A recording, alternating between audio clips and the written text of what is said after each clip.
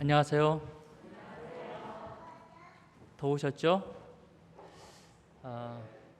그래도 참 감사한 건 집에 선풍기가 있어서 감사하고, 선풍기를 좀 안 되는 집은 혹시 에어컨 있으신가요? 있으세요? 세 대나 있어요. 더운 날 에어컨을 틀어서 더위를 피할 수 있으면 지구상에서 2% 안에 든 부자입니다. 감사하죠? 오늘 말씀의 제목은 감사라는 제목으로 말씀을 함께 나누려고 합니다. 성경의 중심 단어가 무엇일까요? 라고 물어보면 여러분은 어떤 단어가 중심 단어라고 대답하실 수 있을까요? 성경의 중심 단어는 사랑이다. 예, 맞습니다. 사랑, 중심 단어입니다. 또 믿음, 맞습니다. 믿음도 성경의 중심 단어라고 우리가 말할 수 있습니다. 예수님, 예수님도 중심 단어입니다. 또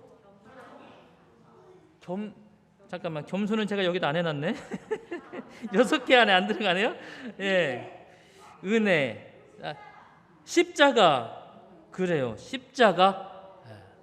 나머지 2개 남았는데 하나님, 구원, 이런 단어들이 우리가 생각하는 성경의 중심 단어일 것입니다. 그런데 오늘 제목은 뭐라고요? 감사도 성경의 중심 단어가 될 수 있을까요? 자, 다른 관점에서 한번 볼게요. 성경은 모두 몇 권으로 구성되어 있는가 하면 역시 성경은 66권으로 구성되어 있습니다. 그렇다면 성경은 모두 몇 장으로 구성되어 있을까요? 지금 세보시려고요? 성경은 전부 장수를 더하면 1189장으로 되어 있다고 그래요. 1189장의 딱 가운데, 1189장의 딱 가운데는 어떤 책? 역시 제가 온양교회 성도님들 대할 때마다 깜짝깜짝 놀라는 게 성경에 대해서 정말 대단하세요. 시편 맞습니다. 시편 가운데서도 성경 전체 가운데 있는 건 시편 몇 장? 그렇지, 이것까지 알면 박박사, 박사님. 성경 189장의 딱 중간에 있는 장은 뭐냐면 시편 118편입니다. 지금 우리가 성도들 이번에 금년도 목회부 계획이 1년에 성경 몇 번 읽기? 4번 읽기. 그래서 이번 3차 성경 읽기를 하고 있는데 정확하게 69일 만에 끝나더라고요. 약 70일 만에 끝나는데 딱 중간째 되는 날 몇 장을 통과하는가 하면 시편 118편을 통과합니다. 딱 중간이에요, 중간. 자, 또 그러니까 시편 118편 다음 장은 몇 장? 119장. 앞에 장은 117장이잖아요. 재밌는 건 성경에서 제일 긴 장이 시편 119편, 성경에서 제일 짧은 게 117편입니다. 117편 딱 2절밖에 없어요. 119절은 몇 절까지 있는가 하면 176절까지 있어요. 제일 짧은 성경장하고 제일 긴 성경장하고 가운데 있는 게 118장인데 이게 성경의 딱 중간에 있는 장이에요. 그런데 이 110편 118장은 그러니까 앞뒤로 594장이 이렇게 있잖아요. 594개의 장이 있고 118편, 뒤로 594장이 있고 118편인데 이 118편의 내용은 이겁니다. 안 보이시죠? 안 보여도 괜찮아요? 자, 118편이 요건데 맨 첫 절이 뭘로 시작되는가 하면 이렇게 시작됩니다. 여호와께 감사하라. 맨 마지막은 이렇게 시작됩니다. 여호와께 감사하라. 그러니까 창세기 1장부터 594장이 쭉 이어지고 딱 중간에 와서 뭐가 시작돼요? 여호와께 감사하라 이렇게 시작돼요.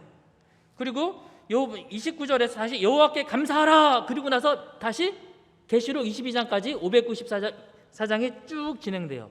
성경의 딱 가운데를 보면 무슨 단어라고요? 여호와께 감사하라. 이게 성경의 가운데. 그럼 어떤 면에서 성경의 중심에 있는 단어는 뭐다? 이렇게 말할 수도 있겠다. 예. 그래서 성경에 우리가 가장 중요한 단어들은 하나님이시고 우리를 구원하신 예수님, 그분의 사랑, 그분을 향한 우리의 믿음, 그런 믿음을 보시고 우리를 구원하시는 주님의 구원, 그 구원을 이루기 위한 주님의 십자가, 중심의 단어들이지만 또 하나를 더 말한다면 뭐요? 감사. 신앙의 가장 중간에 있는 단어라고 생각이 되어집니다. 그래서 오늘은 감사에 대해서 말씀을 나누려고 그러고, 감사하면 가장 떠오르는 가장 핵심적인 성경절이 무엇인가? 감사를 가장 강조하는 성경절은 역시 데살로니가전서 5장 16절부터 18절까지일 것입니다. 항상 기뻐하라, 쉬지 말고 기도하라, 범사에 감사하라. 이는 그리스도 예수 안에서 너희를 향하신 하나님의 뜻이니라 그랬어요. 하나님의 뜻, 그분의 소원, 그분의 바램, 그분의 계획, 그분의 목표, 그것이 우리가 뭐 하는 거라고요? 항상 기뻐하라, 쉬지 말고 기도하라, 범사에 감사하라 그랬습니다. 그런데 가만히 보니까 위아래가 비슷하죠? 항상 기뻐하라, 범사에 감사하라 비슷하죠? 그리고 가운데가 기도하라입니다. 항상 기뻐하라라고 하는 이 말은 시간적으로 언제나의 의미를 가지고 있습니다. 항상, 언제나 기뻐해라 그랬습니다. 범사에 감사하라라고 하는 말은 상황적으로 언제나를 말하는 것입니다. 어떤 상황 속에서나 감사하라라고 하는 말씀이죠. 항상 기뻐하는 것. 여러분 이렇게 살면 행복할까요? 예. 범사에 감사하는 것 행복하겠습니까? 하나님께서 우리가 이렇게 기뻐하고 감사하는 삶을 살아가서 늘 행복한 삶을 살아가는 것이 우리를 향한 주님의 계획, 그분의 마음, 그분의 소원이십니다. 그러니 여러분 기뻐하고 감사하는 삶을 사시게 되기를 바랍니다. 제가 여러분 이 표정을 이렇게 보니까 안식일날 교회에 올라오신 여러분의 표정들이 행복해 보이세요. 이렇게 덤덤해 보이는 분들도 계신가요? 자, 하나님 앞에서 감사한 마음으로 주님께 예쁜 웃음 한번 보여볼까요?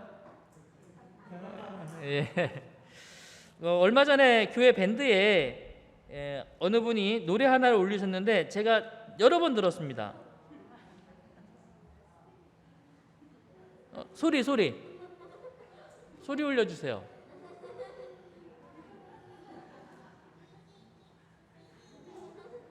잠깐만, 제 노트북에서 소리가 안 나오게 되어 있나요? 죄송합니다. 제 노트북이 소리를 꺼놨네. 오케이, 다시. 그래서 감사, 그래도 감사, 그러나 감사, 그러므로 감사. 그래도 그러나 그러므로 감사, 그렇지만 그럼에도 감사, 그러니까 감사, 나와서 한번 해볼래? 아주 그냥 감사. 왜 아이들이 일찍 따라하는데요? 그리 하실지라도 감사, 그리 아니하실지라도 감사, 그럼에도 불구하고 감사, 이래도 저래도 감사, 매일매일 감사, 항상 감사, 쉬지 말고 감사, 범사에 감사,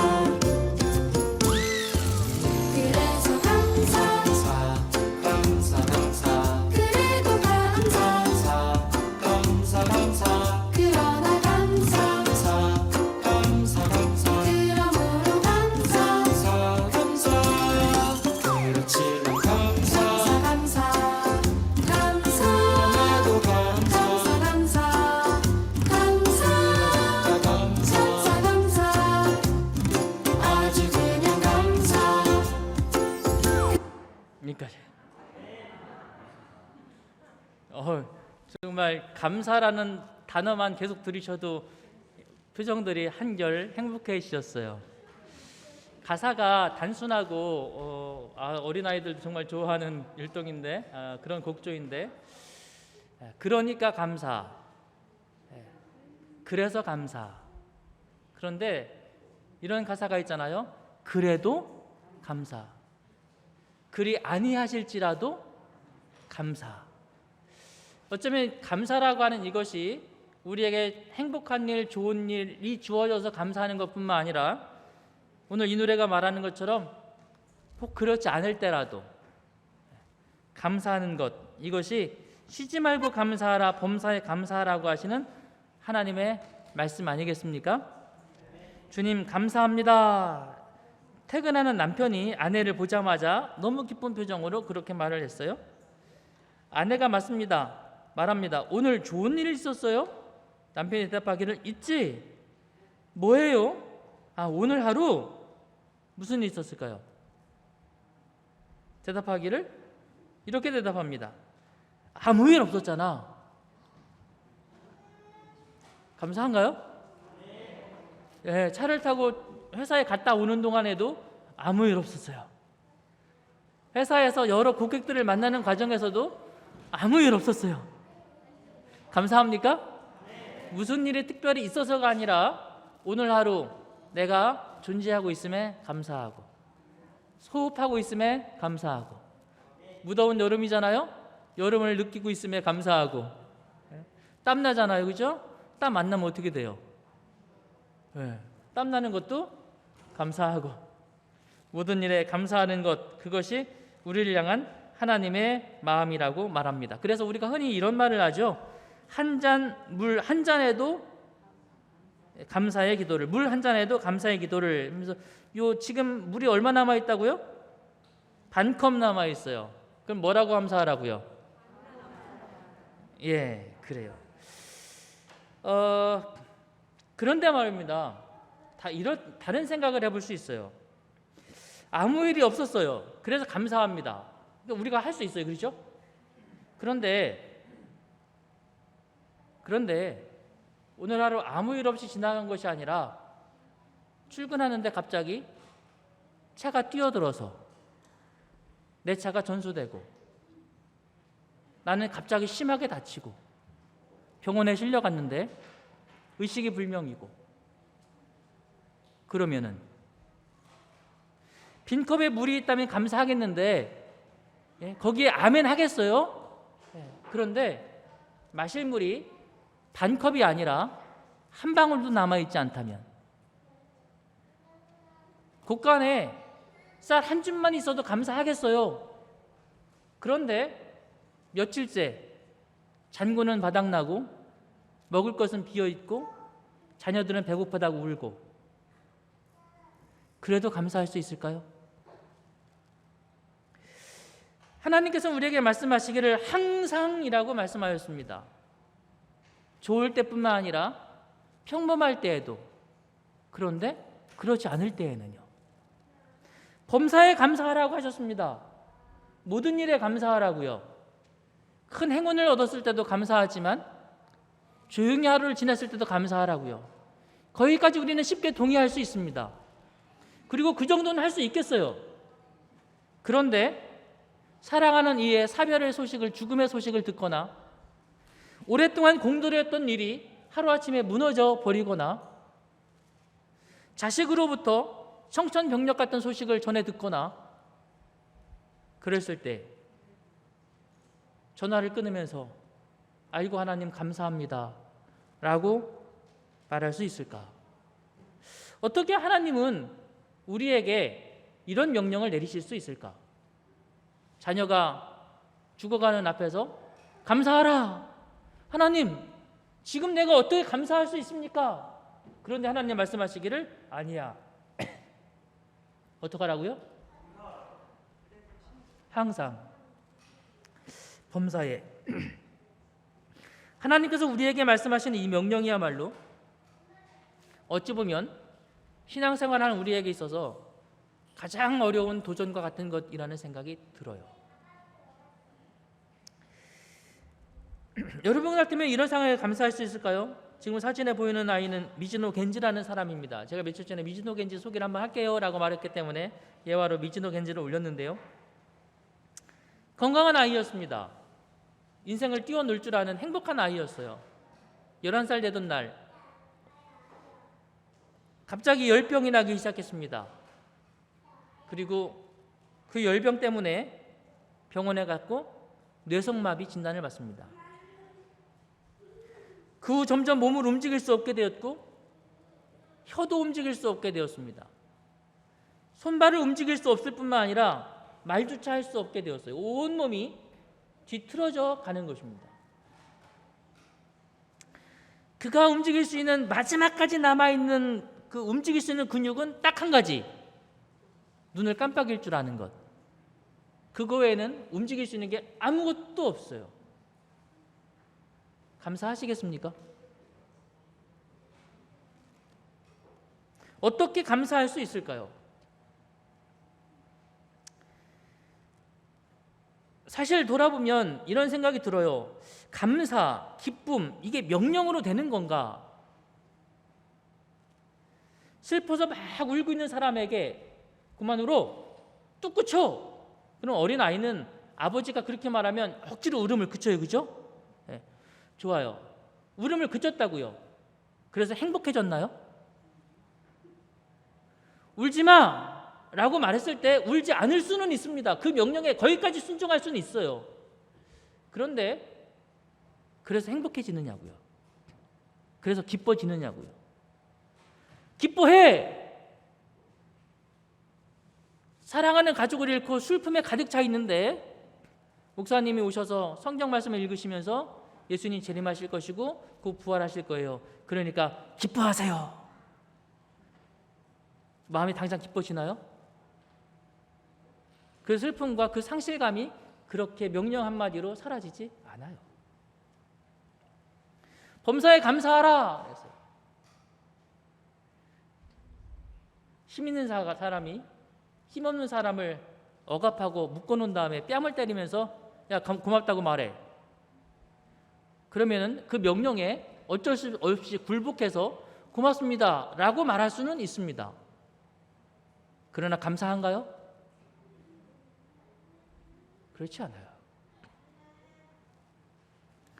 가끔씩 어른들이 아이들에게 이런 이야기를 할 때가 있습니다. 누군가가 아이에게 사탕 하나를 이렇게 쥐어주면 아이가 쑥스럽고 부끄러워서 겨우 손을 내밀면서 사탕을 이렇게 받아요. 그럼 엄마가 옆에서 뭐라고 하죠? 고맙다고 말해야지. 그래서 아이가 쑥스러운 걸 겨우 참고 한마디 합니다. 고맙습니다. 이 아이의 마음이 감사가 충만한가요? 기쁨이 지금 충만해졌어요? 기뻐하라, 감사하라가 명령으로 되어지는 일인가? 우리의 믿음이 정말 힘들고 괴롭고 어려울 때에 이 성경절을 딱 읽는 순간 그래 하나님이 나보고 기뻐하라고 하셨어. 기뻐해야지. 그 순간 기뻐지느냐 하는 거죠.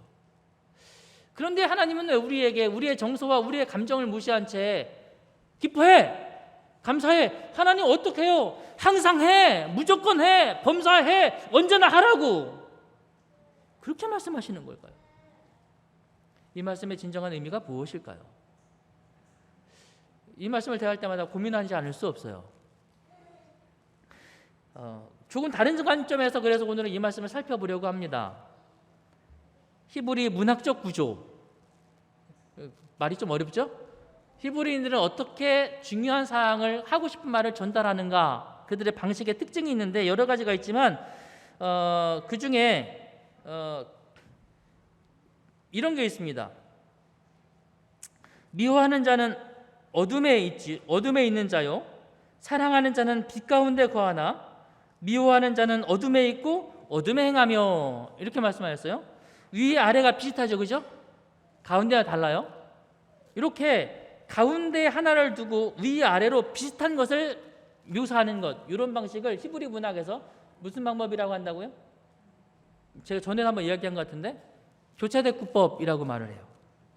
이 이야기 속에서 핵심은 뭘까요?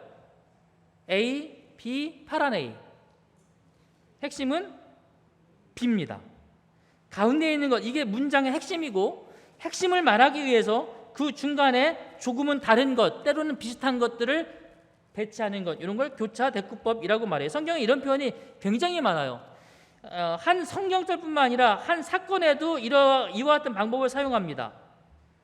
예, A와 A가 비슷하고 B와 B가 비슷하고 C와 C가 비슷하고 D와 D가 비슷하고 가운데 뭐가 나오냐면 홍수를 멈추고 하나님께서 노아와 우리를 권고하셨다. 하나님이 우리를 권고하시고 돌보신다는 핵심 내용을 중심으로 똑같은 내용이, 비슷한 내용이 위아래로 이렇게 반복돼요. 이런 걸 교차 대꾸법이다, 이렇게 말을 해요. 그러니까 노아 홍수 가운데서 제일 중요한 이야기는 홍수가 내렸다, 멸망했다, 이런 이야기가 아니라 사람들이 죄악 가운데 빠지고 그래서 하나님이 우리를 심판하실지라도 하나님은 우리를 뭐 하신다?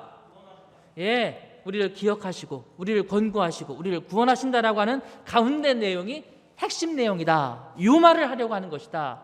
이것이 교차 대꾸법이에요. 한 권의 책도 이와 비슷한 방법을 가지고 있습니다. 예를 들면 레위기를 보면 1장부터 7장까지 제사들, 마지막에 다시 절기와 거룩한 날, 8장부터 10장에 제사장 관례 규례, 밑에서도 제사장 관례 규례가 다시 나오고 11장 15장에 일상생활에서의 정결과 부정, 17, 20장에 일상생활에서의 거룩함, 속됨, 비슷한 내용이 위아래로 나오죠. 가운데 대속제일. 그러니까 레위기에서도 가운데 가장 중요한 게 뭐라고요? 대속제일에 관한 것입니다. 그래서 속죄를 중심으로 거룩하신 하나님 앞으로 나가는 방법과 하나님 앞에서 거룩하게 하는 사는 방법이 이렇게 배치가 되어 있어요. 제일 중요한 건 가운데. 성경 전체도 같은 구조입니다. 성경 맨 앞에 2장 하나님의 창조, 죄가 없어요. 성경 맨 뒤에 2장 하나님의 재창조, 죄가 없어요. 앞에서 3번째 장 뭐가 시작돼요? 죄가 시작됩니다. 뒤에서 3번째 장 죄가 뭐예요? 끝납니다. 앞에서 4번째 장 가인과 아벨의 사건이죠. 죄의 역사가 시작됩니다. 그렇죠? 마지막에도 19장 마찬가지로 대쟁투의 이야기들이 나옵니다. 그래서 구약과 신약은 예수님의 십자가를 중심으로 초림의 약속과 재림의 약속이 쭉 전개가 됩니다. 이 성경 전체의 구조예요. 가운데는 예수님의 십자가 가운데. 이게 이제 유대인들이 말하는 교차 대꾸법적 성경을 기록하는 방법입니다. 자, 그렇다면 오늘 본문에서 쉬지 말고 기도하라라고 하는 이 말씀 위로 항상 기뻐하라가 있고 밑으로 뭐가 있어요? 범사에 감사하라가 있어요. 그렇다면 이 본문에서 제일 중요한 핵심은 뭐겠어요? 쉬지 말고 기도하라. 이는 그리스도 예수 안에서 너희를 향하신 하나님의 뜻, 하나님의 계획의 핵심은 기뻐하라, 감사하라도 있지만 가장 가운데 있는 건 뭐라고요? 기도하라. 이것이 우리를 향하신 하나님의 뜻의 핵심, 바로 기도하라라고 하는 것입니다. 그러니까 위에 아래로 있는 기뻐하라와 감사하라라는 단어를 배치한 이유는 뭘까요? 하나님의 뜻은 뭐냐면 항상 기도하는 사람에게 항상 기쁜 삶과 범사에 감사하는 삶이 나타날 것이기 때문에 이렇게 말씀하시는 거예요. 쉬지 말고 기도하라. 이렇게 쉬지 않고 기도하는 사람들이야말로 항상 기뻐할 수 있는 사람이 되는 것이고 어떤 상황에서도 기쁨을 잃지 않는 사람이 될 수 있다는 말입니다. 기도를 쉬지 않는 사람이야말로 항상 기뻐할 수 있는 사람이 되는 것입니다. 감당할 수 없는 슬픔, 이겨낼 수 없는 절망, 견디기 힘든 비난과 오해 속에서 우리가 어떻게 해야만 하나님 말씀하신 대로 우리의 마음을 추스리고 상황을 극복하고 우리의 슬픈 감정을 이겨내고 그 속에서 기쁨을 찾을 수 있을까요? 비난하고 원망하고 함께 욕을 하고 그렇게 할 때 결코 평안은 찾아오지 않습니다. 어떻게 하라고요? 주님 앞에 나아가 그런 상황에서도 기도하면서 하나님의 음성을 구하고 하나님과 대화를 나누고 우리를 위해서 겪으신 하나님의 고난을 명상하고 주님께서 나에게 이 슬픔과 비통과 억울함을 이길 수 있도록 힘주시기를 기도하는 사람만이 그 기쁨을 발견할 수 있게 될 것이라는 말입니다. 어떻게 우리가 모든 상황에서 감사할 수 있을까요? 행복이 가득한, 언제나 감사하고 언제나 고마워하는 그런 삶을 어떻게 살아갈 수 있을까요? 절망과 낙담뿐 아니라 억울하고 힘든 일뿐 아니라 잃어버리고 패배하고 고통이 가득한 삶 속에서 우리가 눈을 들어 주님을 바라보고 주님의 이름을 부르고 주님 나를 도와주십시오라고 고백하고 나를 도우실 수 있는 주님의 위대한 능력을, 살아계신 하나님의 관여하심을, 그분이 나를 결코 버리지 않으셨음을 다시 믿게 되고, 그래서 그분을 다시 붙잡게 되고 그분을 신뢰하게 될 때, 그때 우리가 비로소 뭐 할 수 있어요? 하나님 감사합니다라고 고백할 수 있는 것입니다. 그러므로 저는 감사와 기쁨은 명령이라고 생각되지 않습니다. 감사와 기쁨은 명령으로 되는 것이 아닙니다. 오히려 감사는, 그리고 기쁨의 삶은 선물이고 하나님 앞에 기도하며 살아가는 사람들에게 주어지는 주님의 은혜라고 믿는 것입니다. 여러분, 주님의 은혜 가운데 감사와 기쁨이 충만한 삶을 사시게 되기를 간절히 바랍니다. 어떻게 하라고요? 쉬지 말고 기도하십시오. 슬플 때에 그 슬픔에 잠겨 있지 마시고 눈을 들어 하나님을 바라보시게 되기를 바랍니다. 빌립보 4장 6절에 있는 말씀은 그래서 지금까지 한 말씀을 이렇게 정리하고 있습니다. 한번 같이 읽어볼까요? 시작.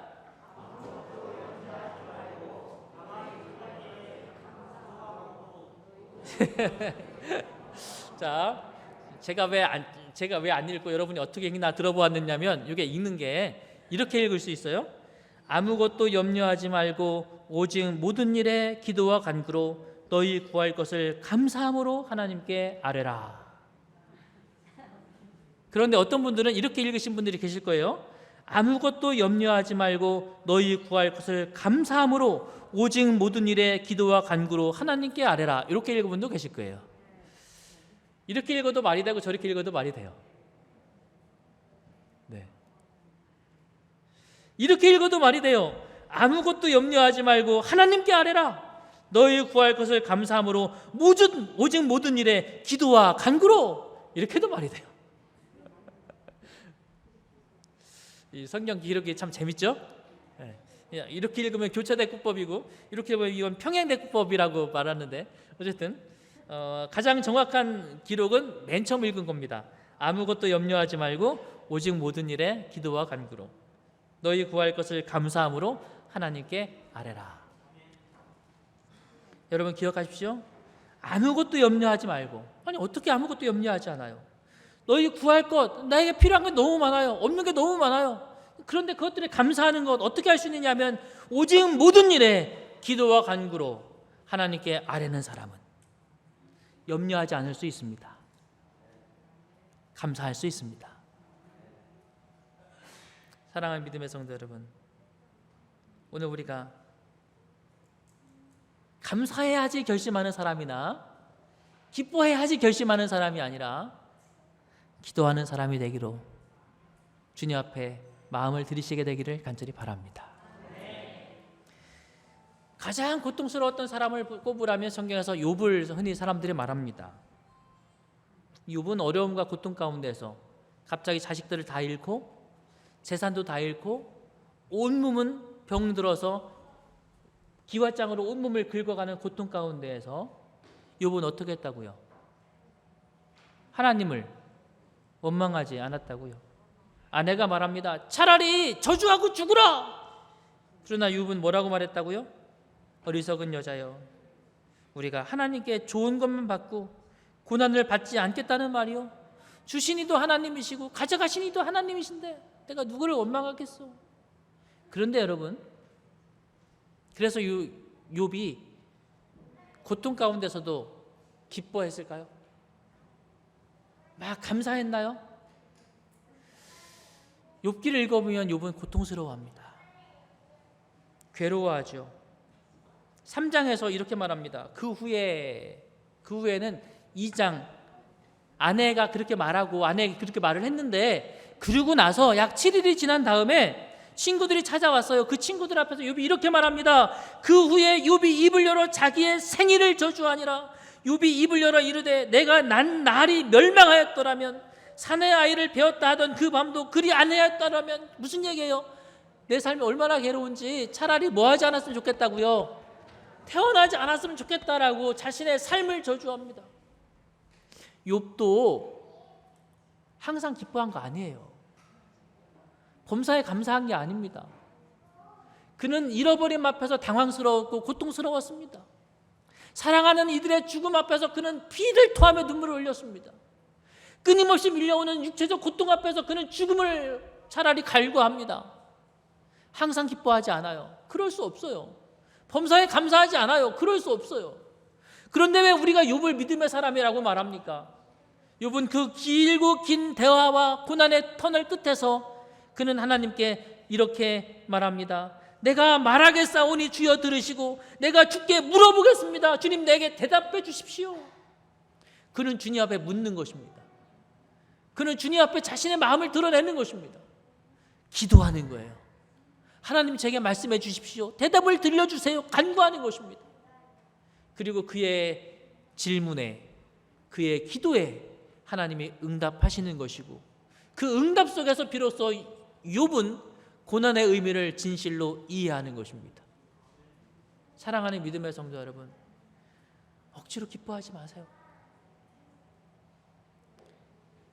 억지로 감사합니다. 그거 아니에요.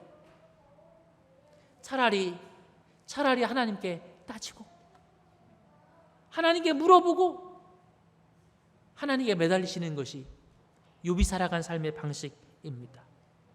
그리고 하나님의 음성을 들으시고 하나님의 마음을 바라보시고 주의 뜻을 발견하시는 성도들이 되시기를 간절히 바랍니다. 그때에 흘러나오는 기쁨이야말로 진짜 기쁨이고, 그때에 토해지는 감사가 진짜 감사 아니겠습니까?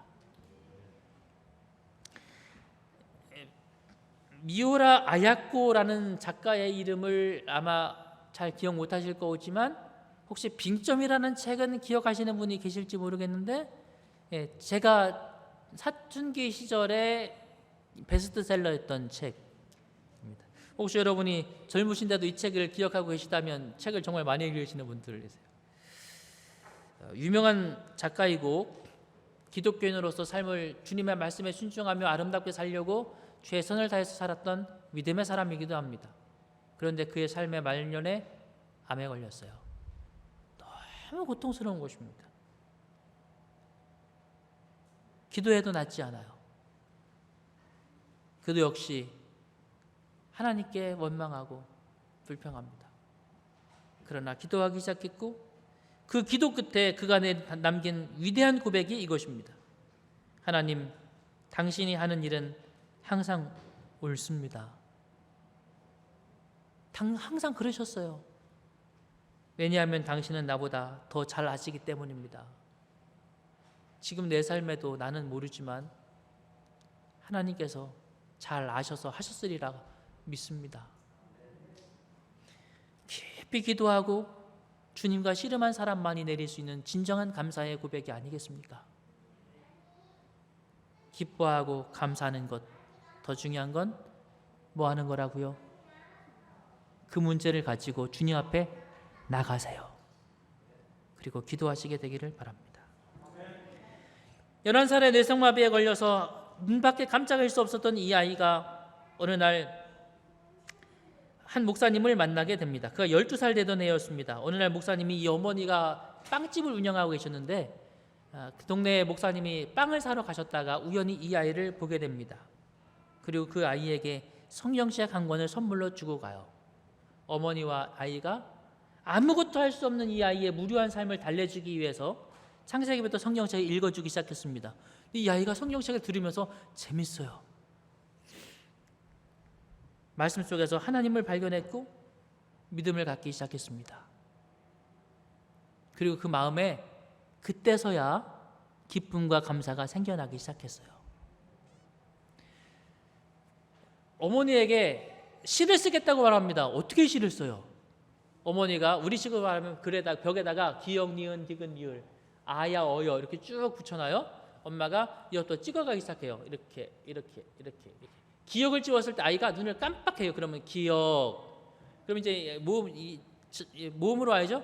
아, 야, 어여 이렇게 아를 찍었을 때 깜빡해요. 그러면은 아. 다시 위로 올라가서 기역, 니은, 디귿, 리을, 미음을 눌렀을 때 아이가 눈을 깜빡해요. 그럼 감.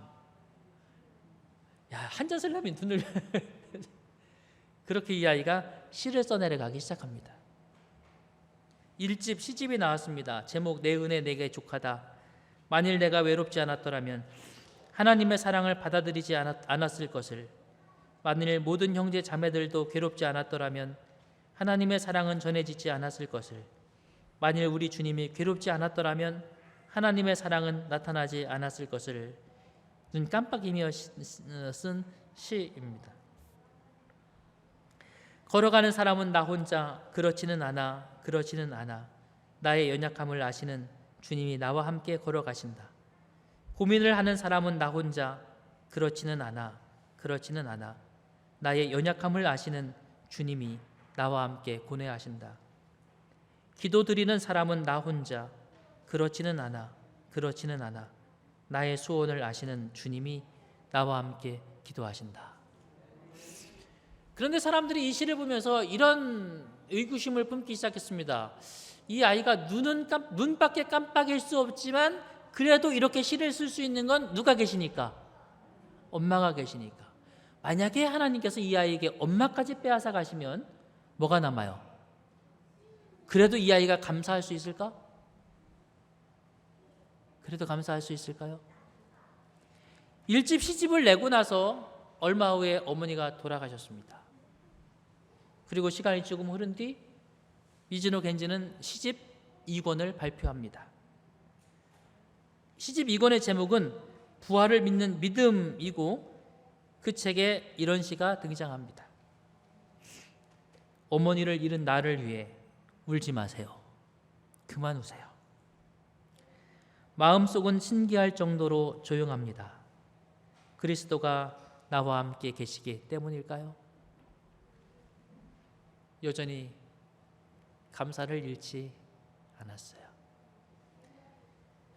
그가 죽기 전에 마지막으로 쓴 책의 제목이 이것입니다. 감사는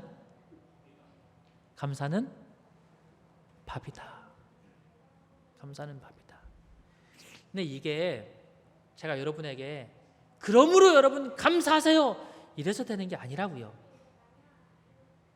어떻게 해서 이렇게 되었다고요? 하나님을 만나고 그분께 기도하고 자신의 삶을 다 주님께 맡기고 그분께 묻고 그분께 듣는 쉬지 않고 기도하는 사람만이 얻을 수 있는 삶의 결과, 그것이 감사예요. 그게 항상 기뻐하는 삶입니다. 감사와 기쁨의 삶은 기도하는 사람에게 주어지는 하나님의 선물입니다. 기쁜 삶을 살기를 원하십니까? 감사의 삶을 살기를 원하십니까?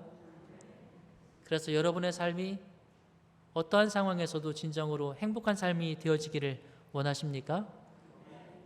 기도하십시오. 주님께 나아가시고 주님께 맡기시고 주님께 물으시고 주님을 향한 신뢰를 발견하시게 되기를 바랍니다. 아버지 하나님, 저희의 삶이 슬픔 가운데 있을지라도 저희 하고자 하는 일들이 절망과 낙담 중에 있을지라도 우리가 주님을 바라보고 기도할 수 있게 하였으니 감사합니다. 주께서 우리의 기도를 들으시고 우리의 눈물을 닦으시며 우리의 삶 속에 역사하여 주시고 동행하여 주실 것을 인하여 감사합니다. 주님, 그리하여 우리가 눈물을 닦고 진정한 기쁨을 회복할 수 있게 하여 주시옵시며 절망과 낙담을 딛고 주님 앞에 감사의 찬양을 올릴 수 있게 하여 주시옵소서. 주님, 우리가 어떤 상황에서도 어느 시간에서도 쉬지 않고 기도하는 주님의 백성이 되기를 소망합니다. 우리의 기도가 멈추지 않도록 주님, 저희에게 성령님 함께하여 주시옵소서. 오늘 주의 전에 나오면서 10분의 1을 구별하여 드린 손들과 주님께 작정한 헌금을 드린 모든 이들에게 주님의 크신 은혜와 복이 같이 하여 주시옵소서. 이제는 쉬지 않고 기도함으로 감사와 기쁨의 살기를 소망하는 주의 모든 성도들에게 아버지 하나님의 크신 사랑과 예수 그리스도의 한량없는 은혜와 성령님의 감동하심이 이제로부터 영원토록 함께 하시옵기를 예수 그리스도의 이름으로 축원하옵나이다. 아멘.